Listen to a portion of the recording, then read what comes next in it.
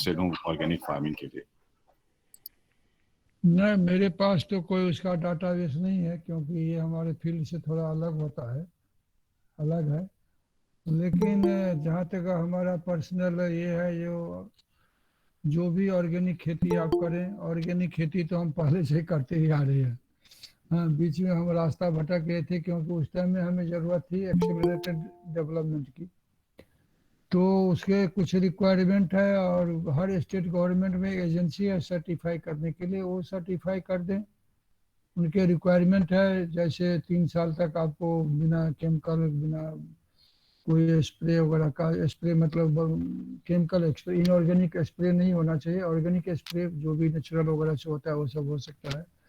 वो सब 2 साल 3 साल के बाद करें। कोई ट्रेस एग्रीमेंट ना हो, जितने भी सॉइल वगैरह टेस्टिंग करावे, वाटर उस एरिया का टेस्टिंग करावे, तो आपको सर्टिफाइड ऑर्गेनिक प्रोड्यूसर घोषित कर देंगे। फिर आप अपने पैकेट पे सब जगह लिख सकते हैं, आप अपना बिजनेस स्टार्ट कर सकते हैं। यही प्रोसेस है।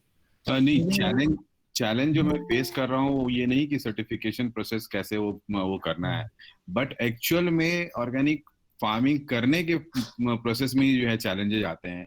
जैसे कीटनाशक वगैरह जो है आप नहीं यूज करते हैं, तो आप उसको इसके बदले में क्या ऑर्गेनिक ऑप्शन अवेलेबल है, जो कि हर वक्त हिट एंड ट्राई का मेथड यूज करने से भी हाँ जो है हाँ हाँ काफी लॉस होता है, और मतलब आपको लगता है कि आप यूजलेसली ये पता नहीं क्या हाँ, कर। तो इसीलिए इसीलिए मैं हमेशा ये कहता हूँ। मैंने सुबह एक क्लास लिया था ऐसे पूरे इंस्टीट्यूट का, हम्म। कि कोई भी काम शुरू करने से पहले प्लानिंग बहुत ज़रूरी है।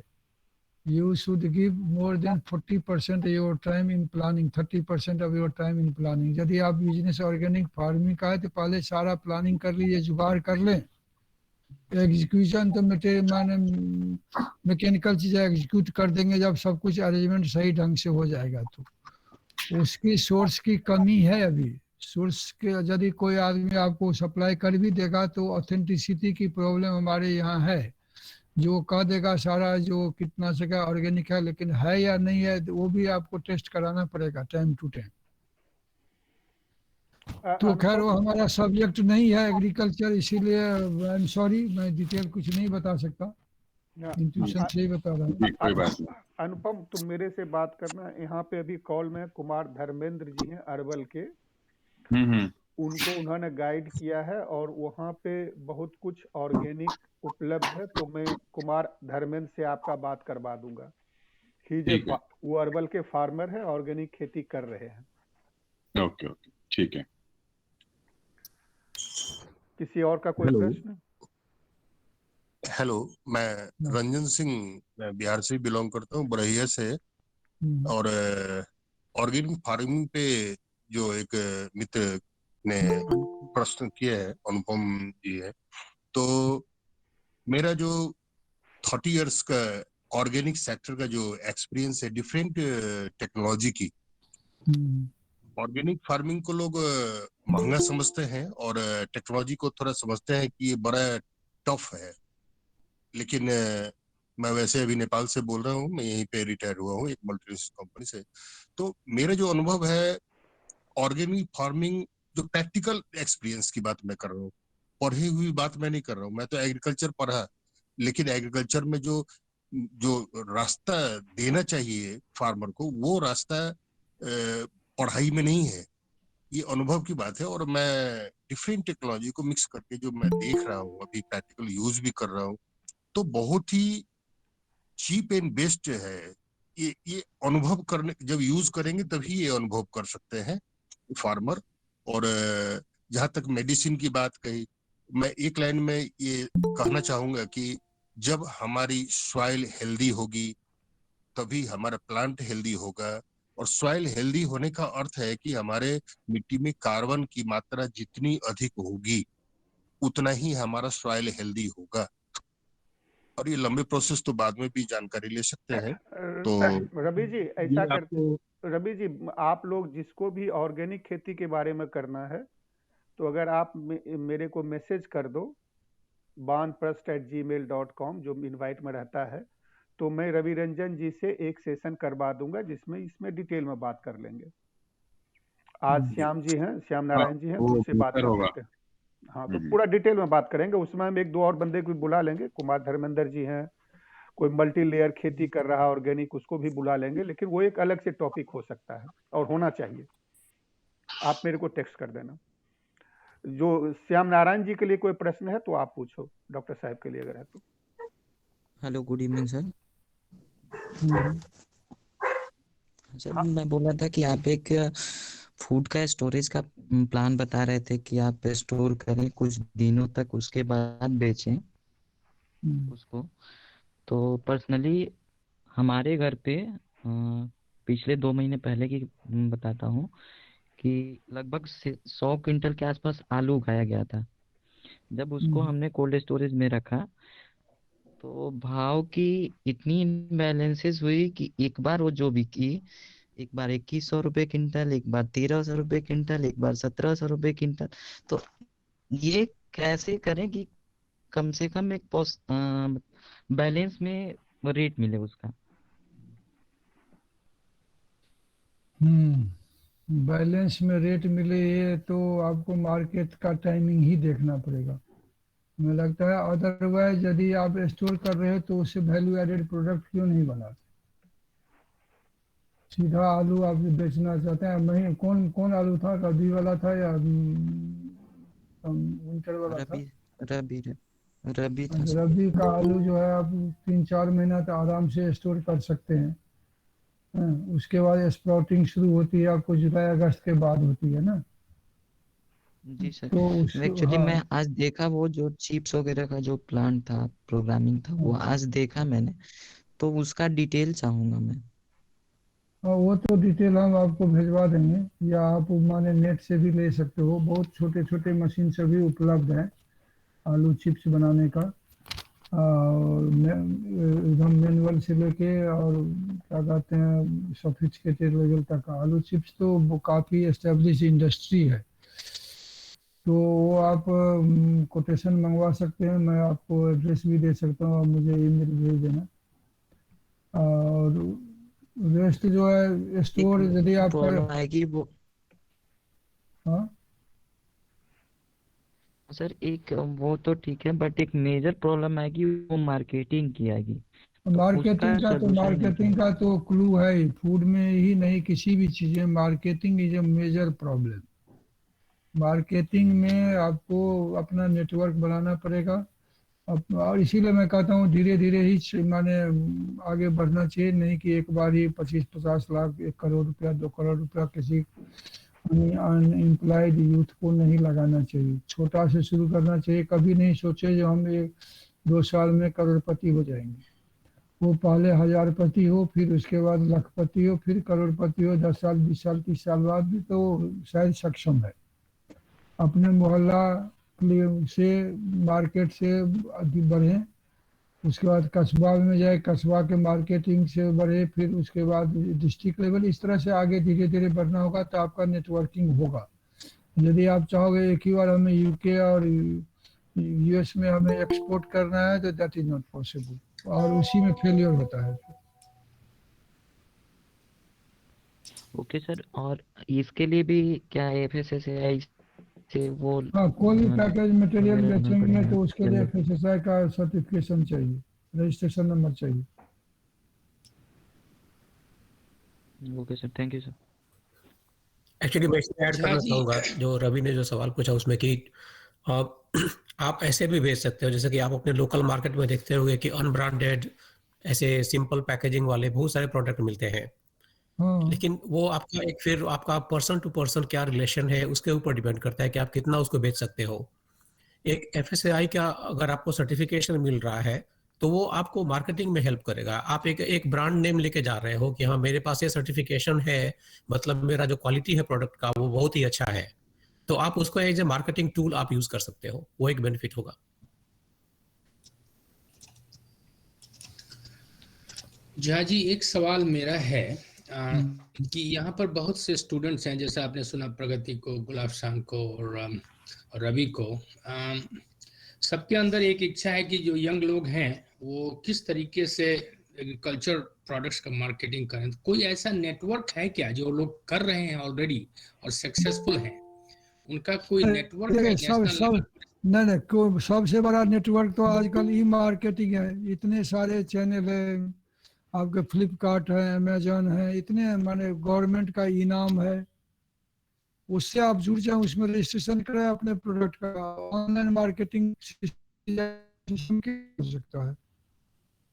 अच्छा, हाँ, तो वो तो एक बहुत अच्छी बात बताई आपने।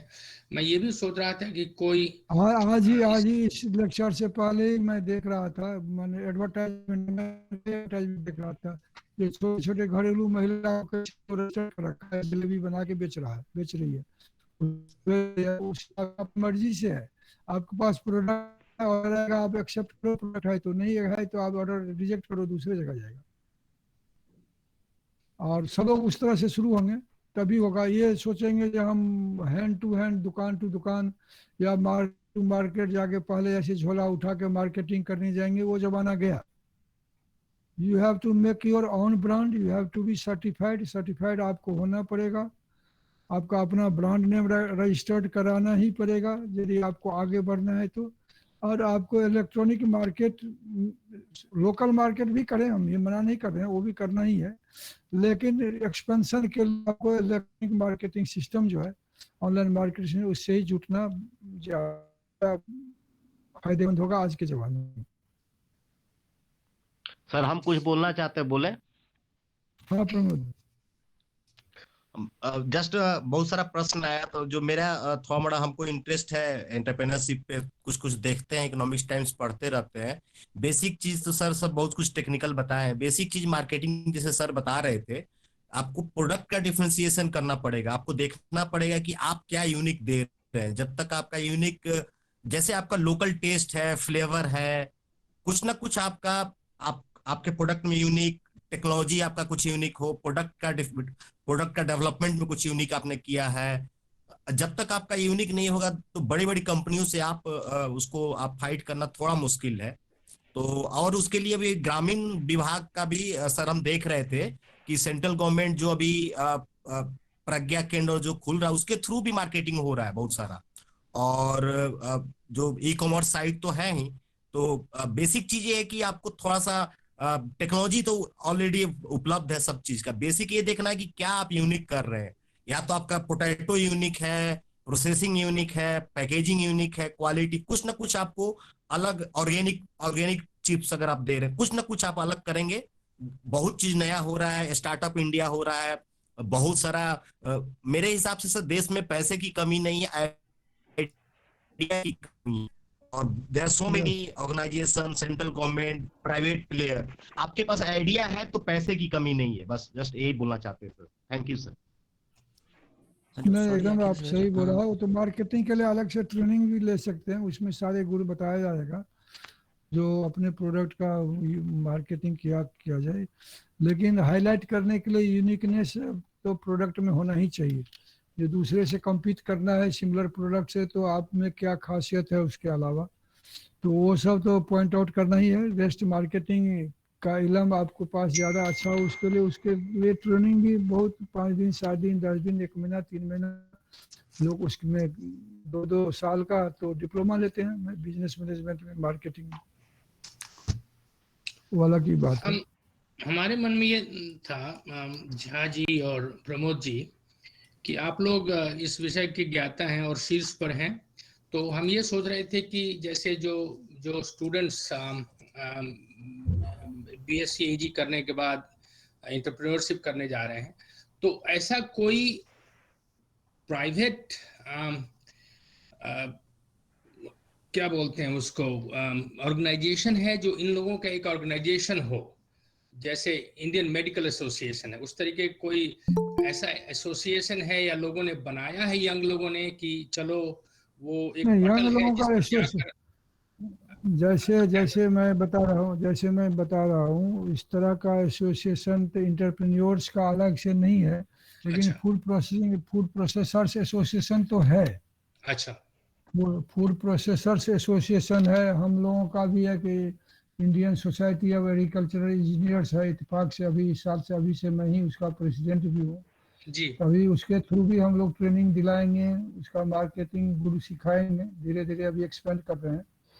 लेकिन उस सब से कोई बहुत ज़्यादा फायदा होने वाला नहीं है। फायदा होने वाला जो है प्रमोद जो बताया है, आप कहीं से शुरुआत करें, अपने प्रोडक्ट का पहले रजिस्ट्रेशन कराएं, अपने कंपनी का रजिस्ट्रेशन करें, कंपनी का नाम रखें, कंपनी का रजिस्ट्रेशन करें, और सबसे अच्छा आजकल गवर्नमेंट जो हेल्प कर रही है उसका फ़ायदा उठाना चाहिए। जो सेल्फ हेल्प ग्रुप बना लें 10-20 लोगों का जो भी रिक्वायरमेंट है, फिर आप उसके रूप में यदि पहुंचते हैं। कोई भी आदमी चाहता है जब मैं खुद ही अकेला आगे बढ़ूंगा, वो जमाना गया। कुछ लोग जो लाइक माइंडेड है उसका ग्रुप बना करके, सेल्फ हेल्प ग्रुप बना करके फिर रजिस्ट्रेशन करें, रजिस्ट्रेशन करा करके फिर प्रोडक्ट का ट्रेनिंग लें, क्या प्रोडक्ट बनाना है, रॉ मटेरियल क्या अवेलेबल है उसके आसपास, उसके इलाका में जो आसानी से उपलब्ध हो, थ्रू आउट ईयर उपलब्ध हो, ये सब ध्यान देने की बात है। उसके लिए अलग से ट्रेनिंग होता है, एंटरप्रेन्योरशिप कैसे शुरू करना है। ये तो प्रिलिमिनरी मैंने ओवरऑल एक्सपोजर के लिए था, तो वो ट्रेनिंग लेकर के आप स्टार्ट कर सकते हैं। और बहुत सारे गवर्नमेंट खुले हाथ से मदद कर रही है, फाइनेंशियल भी और ट्रेनिंग के लिए भी। स्किल डेवलपमेंट मंत्रालय हमारा जो स्किल के लिए ट्रेनिंग देता है, बस देखने की जरूरत है। एडवर्टाइजमेंट मंत्रालय के वेबसाइट पर ये ट्रेनिंग किस तरह का कहाँ दे रहा है, आप जाकर ट्रेनिंग ले लीजिए। स्किल डेवलपमेंट मतलब वो हाथ से ट्रेनिंग देके सिखाता है कैसे करना है, किस चीज में करना है।